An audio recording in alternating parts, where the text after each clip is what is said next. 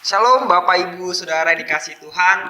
Puji Tuhan, senang sekali hari ini bisa bersama Bapak Ibu Saudara semuanya untuk sama-sama kita belajar apa yang jadi keinginan Tuhan dalam hidup kita.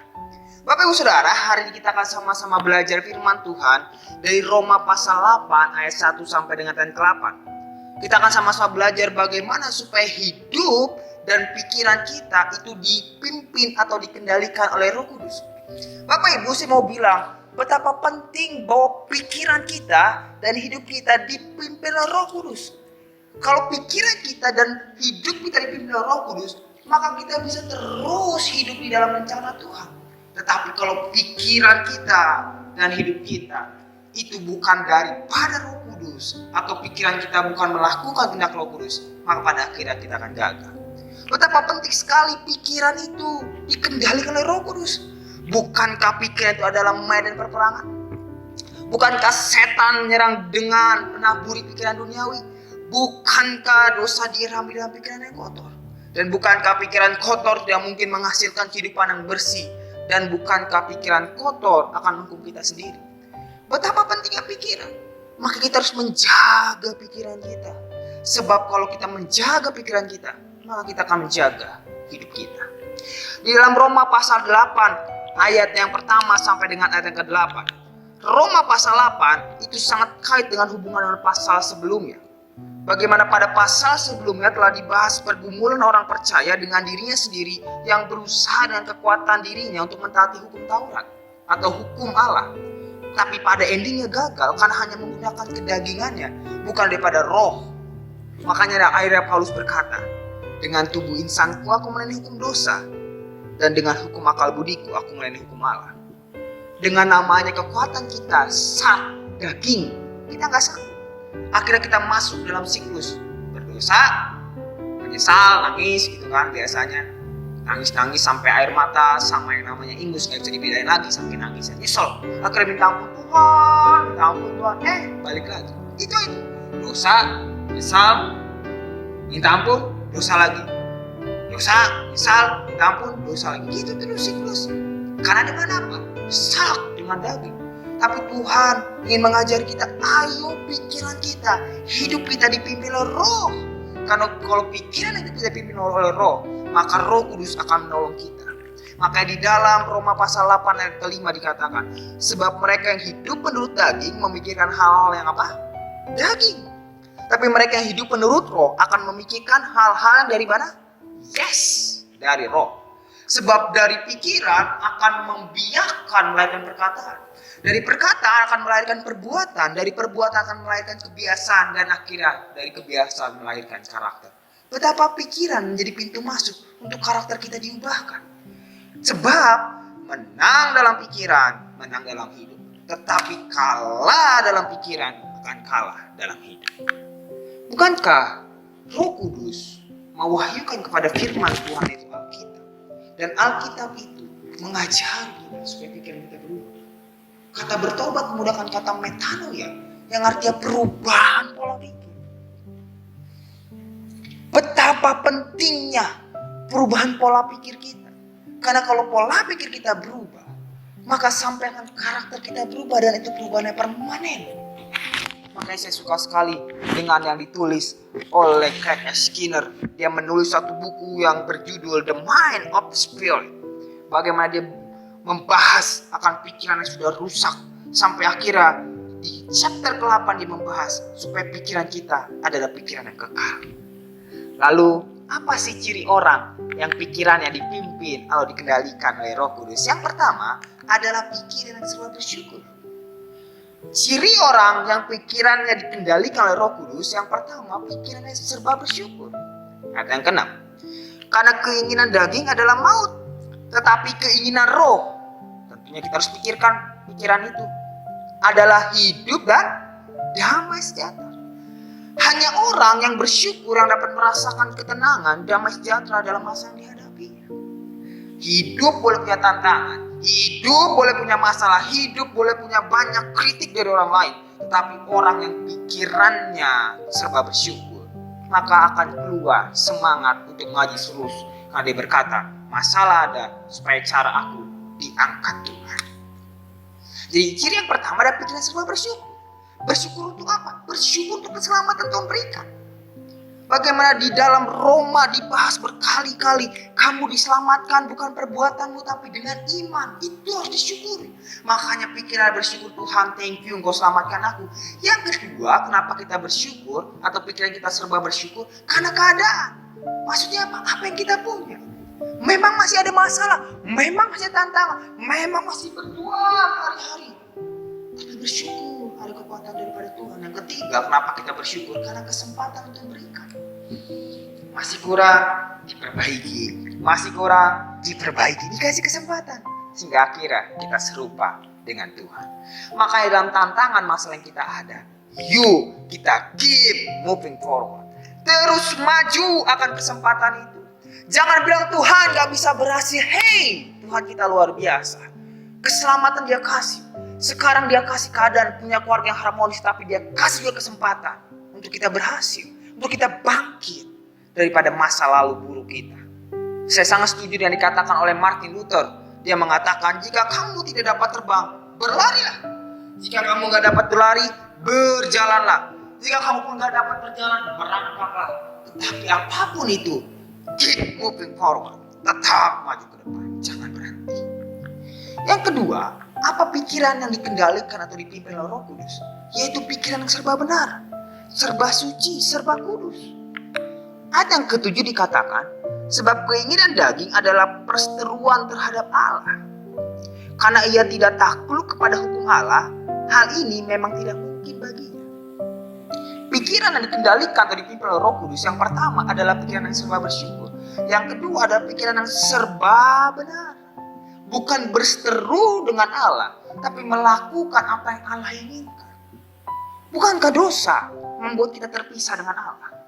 Bukankah dosa, bukankah kenajisan, bukankah pikiran kotor membuat kita berseteru dengan Allah? Makanya penting sekali pikiran kita adalah pikiran yang benar, pikiran yang suci, pikiran yang kudus, bukan memikirkan kenajisan, bukan memikirkan yang namanya hal-hal buruk, tapi memikirkan yang benar. Makanya Paulus berkata di dalam Filipi pasal 4 dan 8. Saya nyanyikan apa yang dikatakan Paulus. Dia katakan, jadi akhirnya saudara-saudara semuanya, semua yang benar, semua yang mulia, semua yang adil dan suci, semua yang manis dan sedap didengar, semua kebajikan dan patut dipuji, kupikirkan semua itu. Jadi bukan pikiran yang najis, bukan pikiran yang kotor, tapi pikiran serba melakukan kehendak Tuhan. Pikiran yang benar, yang suci, yang sedap didengar. Sebab saya sangat setuju dikatakan oleh Charles Spurgeon. Dia mengatakan Roh Allah tidak akan menghibur seseorang dalam dosanya. Orang Kristen yang tidak taat tidak boleh mengharapkan penghiburan. Sebab Roh Kudus akan menguduskan baru dia menghibur. Itu sebabnya penting sekali pikiran yang benar, yaitu pikiran yang kudus dan yang suci. Yang ketiga atau yang terakhir, apa ciri orang pikiran yang dipimpin dan dikendalikan oleh Roh Kudus? Yang pertama, pikiran serba bersyukur. Yang kedua, pikiran serba benar. Yang terakhir, pikiran yang serba melakukan perkenanan Tuhan. Ayat yang ke-8 dari Roma pasal 8. Mereka yang hidup dalam daging tidak mungkin berkenan kepada Allah. Ya. Orang yang pikirannya dipimpin dikendalikan oleh Roh Kudus pasti memikirkan apa yang berkenan di hadapan Allah, apa yang menjadi kesenangan Allah. Atau dengan kata lain, apa yang dia pikirkan dan sampai apa yang akan dia lakukan, karena pintu masuknya pikiran adalah apa yang berkenan di hadapan Tuhan, apa yang menyukakan hati Tuhan. Oleh orang boleh bilang kamu cemen, kamu gak hebat, kamu gak berhasil, tapi yang dia cari kesenangan Tuhan, Tuhan berkata, hai kamu luar biasa. Itulah orang yang pikirannya dipimpin atau dikendalikan Roh Kudus, yang dia cari perkenanan Tuhan. Apa yang membuat kita berkenan di hadapan Tuhan? Yaitu kita mau terus mengenal Tuhan. Sebab Paulus berkata di dalam Filipi pasal 3 ayat 10 sampai dengan 11, yang ku kehendaki ialah mengenal ginosko. Wow, mengenal dia dan kuasa kebangkitannya, dan persekutuan dalam penderitaannya, di mana aku menjadi serupa dengan dia dalam kematiannya, supaya akhirnya aku beroleh kebangkitan dari antara orang mati. Itu yang dia pikirkan adalah perkenanan Tuhan, menyukakan Tuhan. Maka yang dia pikirkan adalah bagaimana aku kenal Tuhan, bukan bagaimana supaya aku menyenangkan manusia. Saya bukan bilang salah loh menyenangkan manusia, bukan berarti akhirnya kita dibenci oleh manusia. No, jangan juga saudara. Tapi lebih daripada itu, senangkan hati Tuhan. Saya tutup khotbah saya dengan satu cerita dari seorang anak pemain keyboard yang luar biasa. Dia main keyboard luar biasa, atau piano lah main luar biasa, dan dia dilatih bertahun-tahun oleh gurunya. Nah, Bapak Ibu Saudara, ketika dia terus berlatih, akhirnya dia mendapat kesempatan untuk tampil dalam konser yang megah. Konser yang megah di mana dia akan tampil di sana, dan akan banyak ribuan bahkan puluhan ribu orang akan yang namanya mendengarkan permainan keyboard dia. Akhirnya dia main dan gurunya pun dia main bla bla bla. Waduh, keren banget lah gitu Bapak Ibu. Tangannya cepet banget saudara. Setelah dia main, setelah dia menyanyikan lagu-lagu yang ada, mengeluarkan kemampuannya, akhirnya dia selesai, dia masuk ke ruangan. Tetapi yang namanya penonton gak puas. Biasa, langsung apa? Teriak, "We want more, we want more." Waduh, semua teriak, "Ayo main lagi, keren banget mainnya, bagus banget. We want more, terus we want more." Dia ngelihat dan dia tidak yang namanya mau. Sampai produsernya bilang, "Main, itu fans kamu banyak. Mereka minta we want more, main." Tapi dia nggak mau. Dia diam terus. Semuanya teriak, "We want more, we want more, we want more." Produsernya bilang, "Main, fans kamu banyak." Semua berdiri tuh. Cuma satu tuh ada yang kakek-kakek, bapak-bapak udah tua berdiri. Apa pentingnya dia nggak ngerti musik. Tapi karena terus yang namanya disuruh main, akhirnya anak ini ngomong, "Tahu nggak kenapa saya nggak mau main?" Wah, produsernya tentu sangat yang namanya ingin tahu. Kenapa? Saya bersyukur semua orang berdiri. Tapi kenapa saya nggak mau main? Karena ada seorang bapak di sana tidak berdiri. Lalu produsernya bilang apa? Dia bilang, "Aduh, cuma bapak-bapak itu nggak ngerti musik dia, makanya dia nggak berdiri." Tapi anak itu bilang kayak gini, "Bapak itu adalah guru saya. Kalau guru saya tidak berdiri, artinya saya sangat buruk, sehingga saya harus berlatih lagi." Betapa anak ini mengerti. Begitu banyak orang membanggakan dia, tapi satu yang membanggakan dia itu gurunya. Maka dia tidak mau maju, tapi dia mau terus belajar. Same sama dengan kita. Jangan cari pujian daripada banyak orang, tapi tidak mencari satu pujian daripada Tuhan. Lebih baik kita cari pujian daripada Tuhan. Maka saya percaya pujian daripada manusia pun akan mengikuti. Tapi lebih utama keinginan Tuhan, perkenanan Tuhan.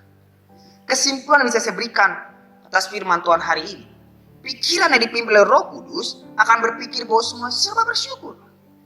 Berpikir hal yang benar, serba benar. Berpikir akan apa perkenanan Tuhan. Jika pikiran ini teraplikasi kepada kehidupan kita dan terus menerus kita pikirkan, maka akhirnya hidup kita akan diperbarui sehingga kita semakin segambar dan semakin serupa dengan Yesus. Itu sebabnya selamat untuk dipimpin dan dikendalikan pikiran kita oleh Roh Kudus, yaitu kita memikirkan pikiran yang serba bersyukur, memikirkan pikiran yang serba benar, dan terakhir memikirkan pikiran yang serba melakukan perkenanan Tuhan, sehingga Tuhan disenangkan dan nama Tuhan dipermuliakan. Puji Tuhan, Tuhan Yesus memberkati. Shalom.